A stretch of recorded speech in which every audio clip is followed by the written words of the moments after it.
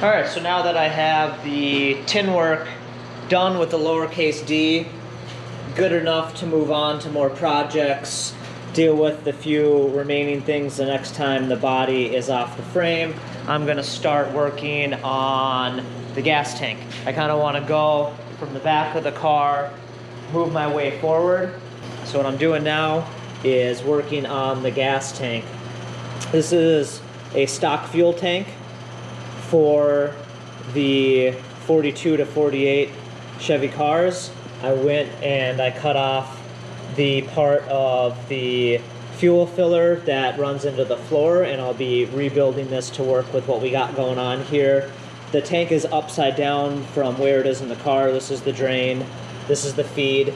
I already took off the fuel level sensor and had a look inside the tank, and it's brand new in there. So I think this tank is basically brand new. I don't know that it's ever actually had fuel in it. Verified that the tank is good to go. And so what I'm working on now is I have the original tank straps here, and I have some 1/8 inch rubber that is going to go between the strap and the tank itself for some cushioning, for some vibration and whatnot. And then I have this neoprene foam that's going to go between the fuel tank and the frame rail. So this will be on the underside in the channel that meets up with the box sections I made in the floor pan over there. So there's going to be this foam that has some compression to it that is going to go between the frame rail and the tank, and that's going to be for vibration dampening, and together with the rubber on the straps and the foam on the top is going to hold the tank nice and tight to the chassis, take care of all the vibration, and be a nice sturdy solution here. So what I have on the fuel tank mounts, the box sections down here, is, as you saw before, if you watched that video, when I made these, I added in some nutserts here as the rear strap mounting points, and there's a piece of angle iron that goes forward, and then there's a piece of angle iron that connects these two to spread out and evenly distribute the weight and load of the gas tank. And then with these box sections here being tied into the vertical section of the sheet metal here with a nice bent up piece of sheet metal here, this whole section back here is really stout. These are the rear tank mounts here, and then for the front I'm actually going to build a boxed section that comes down from here and welds into the factory box section here, so that the weight isn't only on the floor, it's also on this big section here. So that will be super sturdy. So what we'll end up doing is bolting the front of the tank up. We'll make it so that we can bolt that tight so that the strap actually seats on the mount, and then all the tension in the system will be back here. So eventually I'll just get some all thread or some studs that stick down. Then the strap can go on there, and you can put a nut on it and suck that strap up to create the tension you need to hold the tank in place. And then you can just use a double nut or a nylock nut to lock that in place. So that's the plan with the fuel tank. I want to get that in next so that I can then do the plumbing for it. I'll be able to mount the fuel pump and a pre-filter and run the line to the front of the car along the frame rail.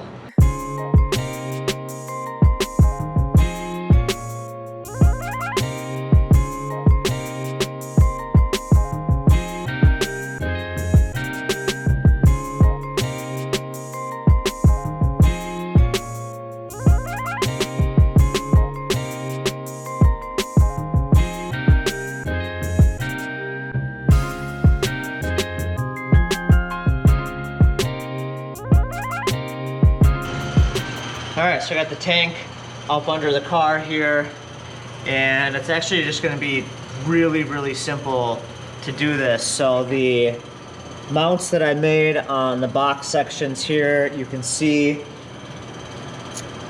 just bolt straight in.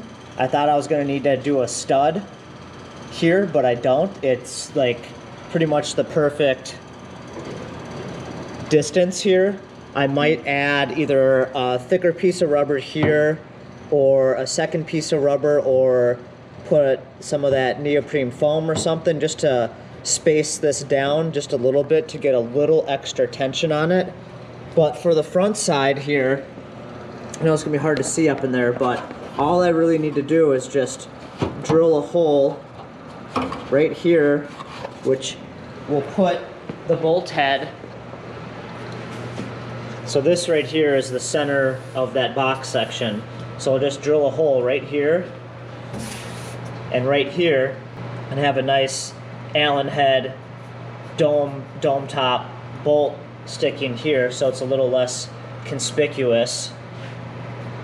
And that'll drop down and be where the back side of the tank mounts to. So we'll be able to basically have these straps on this side bolted tight up to that bolt that will hang down from here, and the straps will just hang down, and then we can put the tank up and then tighten the back side, and then the tank will be secure.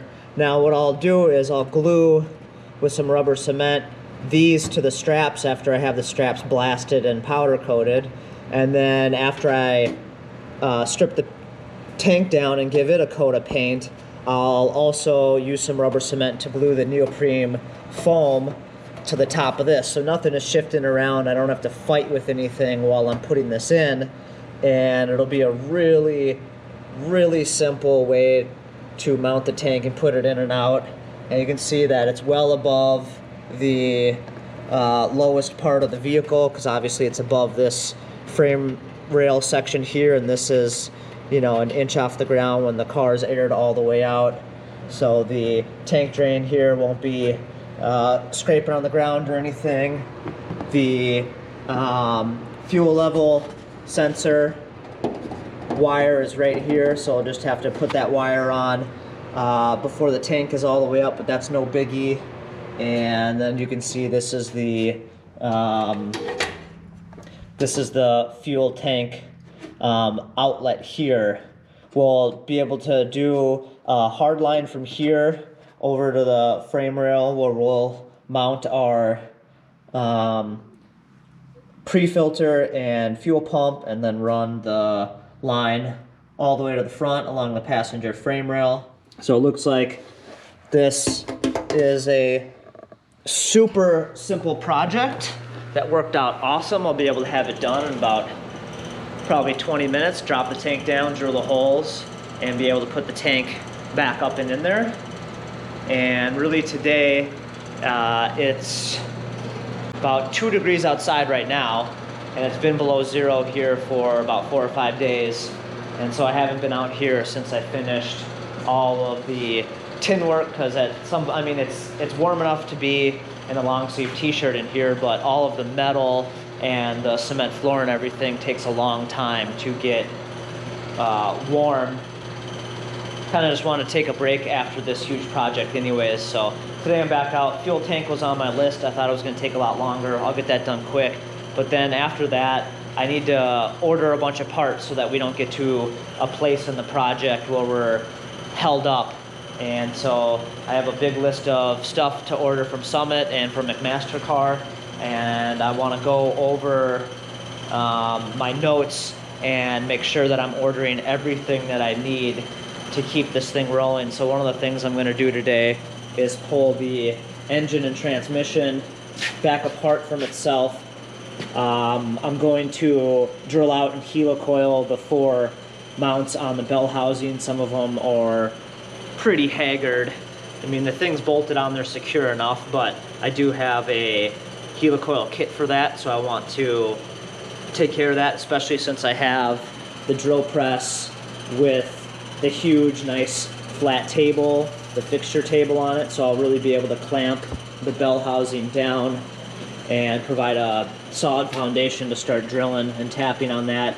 But I was going to be running a cable actuated clutch. The plan was to run the factory brake and clutch pedal, which go down through the firewall to the underfloor mechanism. And just with the packaging of everything, and for the sake of cleanliness, having a really nice clean engine bay, I decided to do some drop down pedals. I'm going to convert this from cable actuated to a hydraulic throwout bearing. So I need to pull this back apart and take some measurements on the front cover of the transmission to see what the OD is, because there's a couple different kits out there and they wildly vary in price. So what I need to know is that OD to figure out which kit I need. Then I'm just gonna keep making my list of little stuff. I want to do a little bit of organizing here.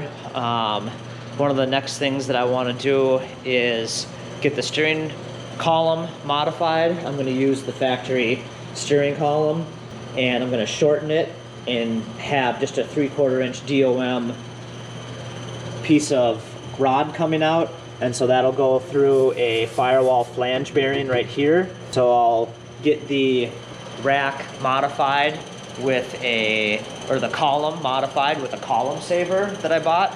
I got a conversion that will allow me to convert my original rack here, which has already been modified, to a normal 3/4 inch steering shaft. But I'm not going to be using the shift lever or anything, so I'll take this off and shave it all up. This is the factory mount. We're going to be using a aftermarket I Did It billet mount here that's real nice and clean, and ID of that matches the OD of this, so that'll be a really nice addition to that. It'll look factory to people that don't know exactly what the factory clamp looks like, so I'm not trying to do anything too racy. But I have this billet column saver here.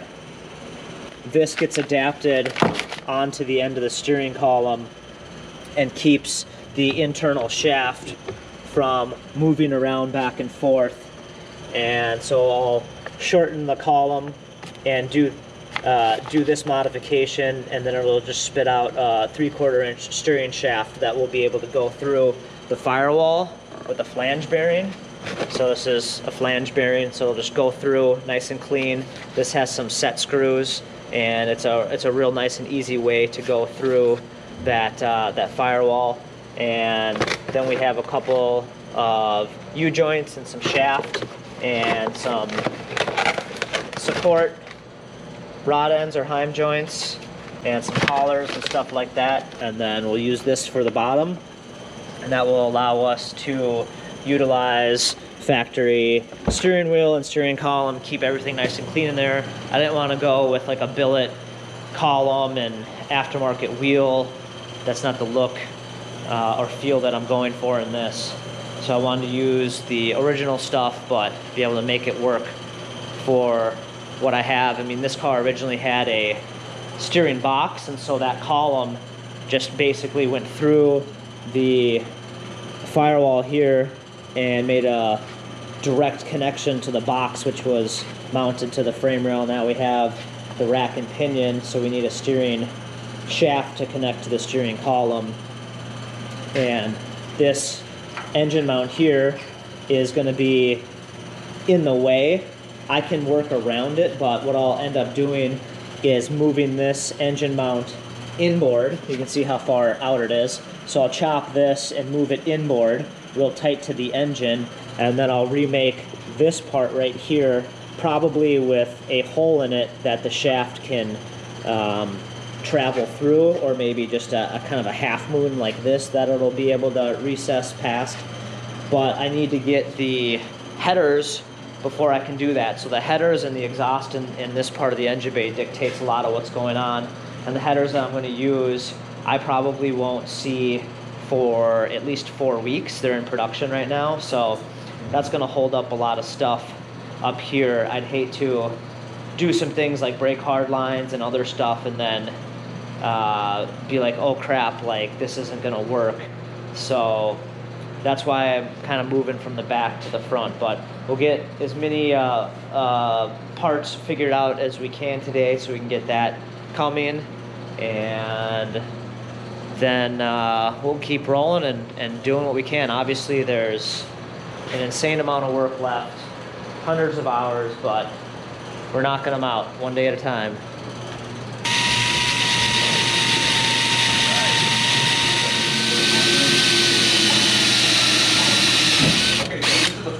Radiator, the 4-core comes with a fan shroud and fans. I think that's optional. We got everything. All right, I got the fuel tank straps in here. So what I did is I put a nutsert on the rear bumper side of them, and you saw me drill the hole up here, and so we have some nice button head Allen bolts that go through, and they're just loose now so that these are just hanging, and that allows me to slip the fuel tank up in here. And like I said before, the rubber on the strap will be glued to the strap, and the neoprene for the tank will be glued to the top of the tank as soon as all this stuff is painted. And so I won't have to mess around with that at all. You just get the tank up on here, support it, and then go and bolt in the back mount, and the tank is done. Super simple. This worked out perfectly because it goes through a factory area where there is 2 thicknesses of metal, and then goes through the riser that I built for the trunk floor. So there's 3 thicknesses of metal that it goes through here, and then there's a vertical plane on this side and a vertical plane on this side. So this area right here is super strong, won't deform at all. And so I didn't even have to build a bracket out or anything. We were just able to drill right through there. So perfect scenario there. And this is already about as strong as it gets. So I'm confident that when the fuel tank is in here and it is completely full of fuel, it is going to be rock solid, and I don't have to worry about anything flexing. So super happy with how simple this turned out. It's pretty rare when things just completely fall together like that. And so I'll get the tank in here and bolt it in, and then I can start thinking about all the other plumbing. And I might get a little bit of a start on that today, but I think after we get the tank in here, time for some lunch. We eat ribs and whatnot and listen to salsa music. You see where I'm coming from?